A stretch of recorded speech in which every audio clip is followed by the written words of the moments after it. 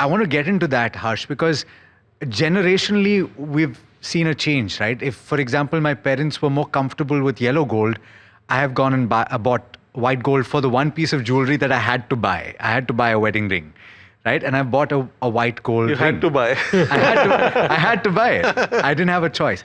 But having said that, what I'm trying to get at is that in your experiences, in your conversations, are people more understanding of the fact that when they go and buy jewelry, it is for consumption and for nothing else?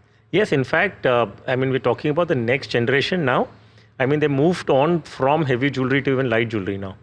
So now there is another shift that we're seeing, that they don't want to really own a lot of jewelry. The younger generation, I'm talking about the girls and boys who are possibly in their teens or just entering the 20s, that kinds.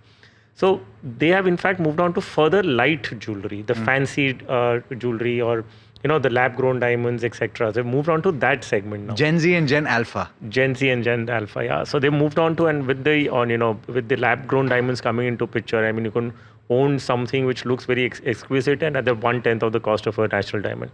So that is going further down, because now the next Gen Z that we're talking about would want to spend more on experiences. They will possibly spend on high-end mobile phones, but not want to really own very heavy kind of jewelries.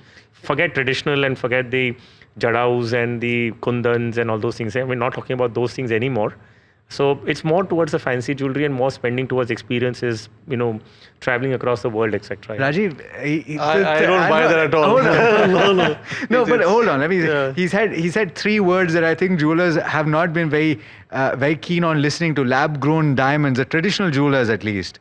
Is that true? No, not at all. In fact, see, that's a segment that we don't cater to. Sure. There's nothing wrong in it, the fact that we don't cater in it. But we understand there's an audience and there's a category of business which happens with lab-grown diamonds, which is nothing wrong about it.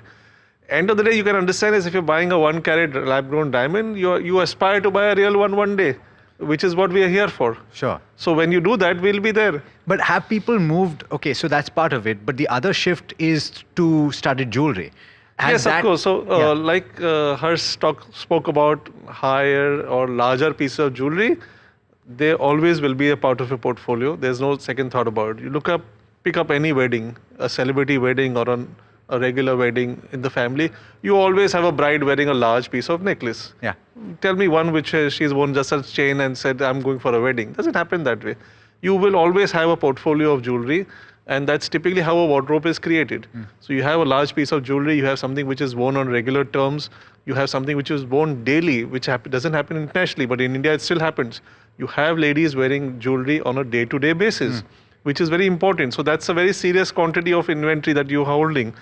Yes, there is a maturity level which is happening, which is very good for the industry, that people are looking at larger diamonds, larger pieces, not necessarily which are conspicuous, but inconspicuous pieces holding higher value. That's the maturity of the market which happens, and this is what India is proud of today.